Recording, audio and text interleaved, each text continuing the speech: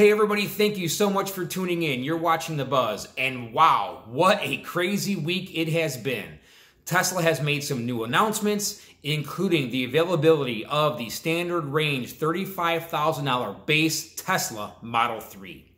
So we're going to dig into that information as well as the other variances that are now available to order, as well as some of the tweets that Elon has made as it relates to Tesla as an organization and how they're going to move forward, and as well as the massive confusion that is surrounding enhanced autopilot and full self-driving capabilities. So let's dig in. Before we get started, I just wanted to congratulate all of you who have been waiting since the inception of the Tesla Model 3 or the announcement of the Tesla Model 3 for the base version or the base variants. So congratulations to all of you, and I hope that you all went out and placed your order right away. But more importantly, I would really love to hear from you in comment down below and let me know what your thoughts are regarding the available options on the different variances, especially the options that are available on the base model. Do you feel that they are right on target and what you expected? Would you rather see some different options available in that base $35,000 price? Now, I know everybody's gonna be like, really? You know, you wanted a $35,000 car, this is what you're going to get in it. But I just want to get a feel for those of you who have been waiting so long. Do you feel, does this meet all the needs and all your expectations regarding the base model? So comment down below, let me know what your thoughts are. We can discuss and debate whether or not there should be additional features included in there as far as the interior trim, the feature set packages that are now available, and what does come with and what doesn't come with the car. So please feel free to comment down below, and let's get started. Let's take a look at some of these different variances and what this all means. Okay, so let's get started taking a look at the base version or the standard range configuration. Now, I'm not going to go through every aspect of this, but I just want to go through the offerings that Tesla now has available to all consumers. There is a total of 7 different configurations that can now be made on the Tesla Model 3, starting with the standard range plus, the mid-range, the long-range rear-wheel drive, which was added back into the mix when they launched the standard interior package. You also have the long-range dual motor and, of course, the dual motor performance version as well. And I'll go ahead and click through here so you could just see the base model or the standard range rear-wheel drive version starts at $26,000, 221 miles of range. The standard plus, which has a partial premium interior, 240 miles of range at $28,000. Still have in the mix the mid-range with premium interior starting at $31,000, and the long-range rear-wheel drive, which is sort of a shocker that they brought this back into the mix, starting at $34,000 and a range of 325 miles, which is a 15-mile increase above what is currently or what was currently available. And then you have the long-range dual motor and the performance dual motor. The only thing that changed here was there was an increase of top-end speed to 162 miles per hour. Now, what I really wanted to dig in here is just the standard features that come with the base version of the Tesla Model 3. And as I stated in the intro of the video, do you feel that this is something that you expected? Did you expect more? Did you expect less? Are you happy with the features that are available in this version? Comment down below and let me know your thoughts. So let's quickly go over them and see what this all includes. So the standard base model, the standard range base Model 3 version consists of a standard interior, which includes manual seats and steering adjustment. So there is no automatic seats or steering adjustment, which is going to be interesting to see on how they do this with the steering column, to see how they get the steering wheel to move. I understand that it's not that big of a deal. All the other manufacturers are doing it, but there had to be some pretty significant changes in the production to be able to do this. So this car also features cloth seats and base trim, basic audio system, standard maps and navigation, and a center console with storage and 4 USB ports. This console will not have the flip-up access to where your phones would sit. It is just going to be a storage bin. All premium interiors include tinted glass roof with ultraviolet infrared protection. Now, there was some controversy about this, thinking that it was going to be a metal roof, but I think Tesla absolutely made the right call. That is a key feature to this car, is just the view that you get above and throughout every window in the vehicle. It really, really makes the vehicle feel much larger than it actually is, and just gives a great driving experience. So I'm glad that they continue to add that through all of their variances here. You get auto dimming and power folding heated side mirrors, and music media over Bluetooth, and custom driver profile. So that is cool. So as we move on, let's just go ahead and configure this real quick and just see what we get here, because, you know, the $35,000 variance, you know, really what does that include? So if we base everything out, black color, aero wheels, standard interior, which you can see here, the cloth, non-leather, autopilot, we're going to go ahead and just uncheck this. If you were one of the early reservation holders and wanted this base version, I would assume that you did not expect to see autopilot in the base version, but it is a feature that you can add.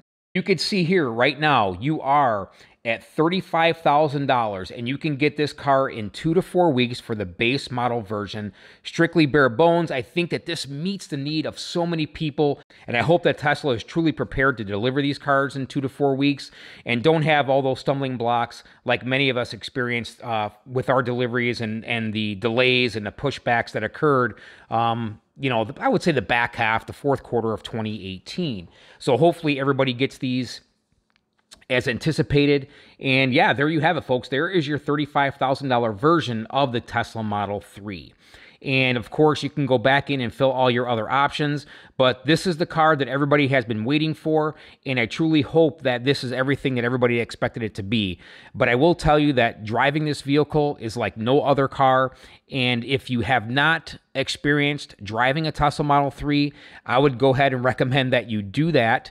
So there was one other thing that is really confusing for everybody as it relates to the autopilot features and the full self-driving features that are now available, which has been redefined a little bit from a feature perspective as well as a pricing perspective. So let's go through that quickly. Hopefully we can clear some air here for those of you who are a little confused about it.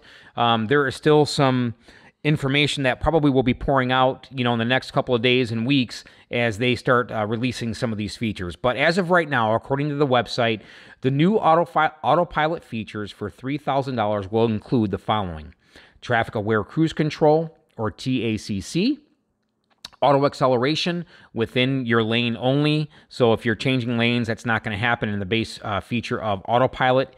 This is not enhanced autopilot, folks. This is just now autopilot. And it will also do auto braking within the lane only. So if you're, you know, going 55 miles an hour and the car slows down in front of you, it is going to slow down. Your car will slow down as well. And auto steering within the lane only. There's not, you know, really a whole lot of information on this one, but, you know, I'm guessing it to avoid accidents or something is what this will do. So new full self-driving features. This is actually a $5,000 package on the Tesla website. So you'll see as we continue through this slide. But here are some of the features that are available for full self-driving, which were included in enhanced autopilot if you purchase before February 28th. Navigate on autopilot is part of the full self-driving feature set now. Auto park and summons. So in order for the new purchasers of the base model version or any of the variances that we just briefly went over, you would have to add the new full self-driving feature set for $5,000 to have these features available to you. So the coming soon to full self-driving features also include advanced summons, which basically is a come find me based on your location. And there was a little comment below that and said, really? Like, yeah, this is really going to happen. So navigate, these are two cool new features that are also coming along with the new self-driving features. Navigate on autopilot in the city, and the ability to recognize and respond to traffic lights and stop signs. Now, that's pretty cool. I just don't know if federal regulators are actually going to allow this to happen. And I think that's why so many of us, including myself, did not opt in for the full self-driving features when I purchased my Model 3.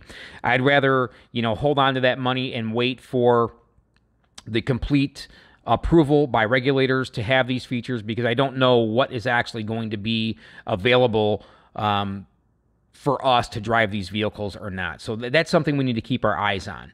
But I wanted to outline something here for everybody who is completely confused about what they paid for before, the pricing that is out there today, and what features that they should be getting. There's been a lot of heckling out there and a lot of complaining about Tesla should refund people's money because of the new features. And I'm just going to say this, and I don't want anybody to take this the wrong way, but it's just like anything else that happens to us in our daily lives. Prices change constantly, whether it's a car, whether it's an appliance, whether it's any kind of tech that you buy today, that cost or that price is going to change over time, right?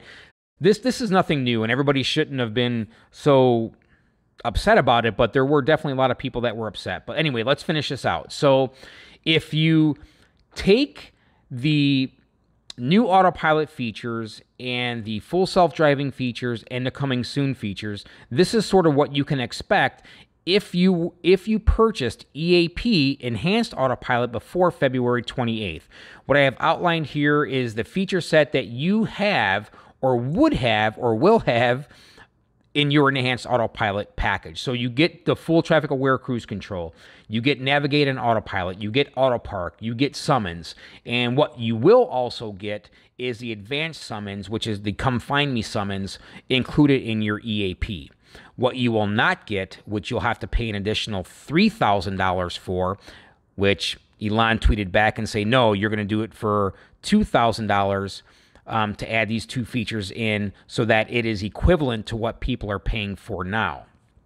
So that is the Navigate on Autopilot in the city and the ability to recognize and respond to traffic lights and stop signs. Yeah, I think that there's still a lot of confusion surrounding this, but hopefully this clears it up a little bit. So I'm just trying to pull some of the information that's sort of out there and what Elon has tweeted. So, there you have it. That is the Autopilot and full self-driving functionality and the pricing associated with it. So there's been a lot of hype and discussion surrounding the information that's out there now about Tesla closing down stores and what this means for current Tesla owners and for future Tesla owners. Now, there's a lot of misconstrued information out there, and I'm going to try and provide the details that I have, but this is something that's going to expand over time as days and months go by. We're actually going to see what this all means and how this is all going to unfold. My perception of all of this is that Tesla is closing down the kiosk or sales-based stores only. So the ones that you find in shopping malls and things of that nature where there's no real benefit to Tesla having those stores open and paying people to sit around and stand around. And I would have to assume that a lot of this is based on the production of the $35,000 Model 3. They just can't afford to have all this overhead when they know that their margins are basically going to be nothing through the production of at least the first 2 quarters of the base Model 3. And really what this identifies are the gaps that Tesla has. And really, I don't have a problem with them closing down these stores, but that's my opinion, and I'm sure other people have their own as well. And if you do, please share that down below. But this is basically, what Elon needs to do to fulfill his master plan of producing an affordable electric vehicle for everybody, not just these expensive Model 3s that they've been pushing out the door. And hopefully this will get Tesla into a better place. But what I am concerned about and what else I'm hearing is that this also is going to be some store closings that have service centers. Now, if you've watched any of my previous videos, I've done a couple now as it relates to service centers, and my experience is that I think that this is one position that Tesla does not have any room to squander. The service center experiences are not all bad, but they're not all good. And I think that that is one part in their organizational development plan or strategic plan, is that they need to do something that promotes a better service center experience for everybody. As the base Model 3 starts hitting the road, you're going to see, again, a influx of service requests. And it could just be the simplest thing, but if you can't get the cars repaired and everything like that, I don't know how you can close down any of the service centers that Tesla currently has. Now, if they want to close down some and do some consolidation and build some bigger service centers, by all means, please go ahead and do that, because that's the other issue that I think I see, is that a lot of these Tesla service centers and sales stores are in older buildings or buildings that they've taken over that really can't handle any growth. And this definitely could be a potential issue for Tesla down the road. So I think that they definitely need to look at this strategically. So as Tesla makes these changes, I just hope that they're keeping this in mind, that, you know, us as consumers and Tesla owners, we want to be able to get our vehicles serviced in a timely fashion and, you know, with quality work as well. So there you have it, folks. Again, I just wanted to congratulate all of those of you who've been waiting so long for the base model version. Comment down below. Let me know what your thoughts are. Are you happy with the feature sets that are now available in the base model version, or do you feel it should have been something different other than what Tesla is offering currently? So again, Tesla is doing a fantastic job. They are truly, truly putting a foot forward here in the EV revolution, and getting this $35,000 car out means a lot to a lot of people. And I hope that it is successful, and I hope that Tesla continues to be the leader and the forefront of the EV revolution. So some final comments that I wanted to engage you with, and that is, do you feel that Tesla can continue to have the 7 different variances of the Model 3? How do you think that's going to play as it relates to a production of the base model variants? For me, I think that some of these are just too close together and really aren't needed. They probably need to condense some of that. And I believe that this is all because they need to understand what the consumer wants. Now, I would expect in the next couple of months, once they really start getting these orders filtered in, they're going to see and have to outline what people are really wanting and then change the variances based on that information. I just don't think that Tesla can really produce the Model 3s with all of these different variances in the timelines that they want to produce them in, right? So there's already been the glitch between the website and what Elon has tweeted, saying that, oh, we're going to have the cars available in 2 to 4 weeks, when really it's 2 to 4 months. So I think it just complicates things when you have so many variances available. And yes, they are all close into feature sets, but I just think that it would behoove them moving down the line to condense the variances that are available, and they probably will do so once they understand what consumers are actually looking for. So the other item that I wanted to discuss is the battery pack. I could not find any information anywhere outlining that there are different battery packs available for these new variances of the Tesla Model 3. So I believe it's all software based, which they have done before to limit the range in those vehicles. So if you know something different, please feel free to comment down below. Think about these different variances that are available. Are they really too close together? I mean, 20 more miles of range and some premium interior features for $2,000. Are people really going to have an issue paying that additional $2,000 to wipe away that other variance? But I do understand that Tesla promised a $35,000 vehicle, and it's there. You can go ahead and buy it. I showed you in the video a base Model 3 for $35,000. So please feel free to comment down below. Let me know what your thoughts are. If you have any information to share, please do so. Please, folks, don't forget to give the video a thumbs up, and don't forget to subscribe down below. Thank you so much for tuning in. We truly appreciate it. Have a great day.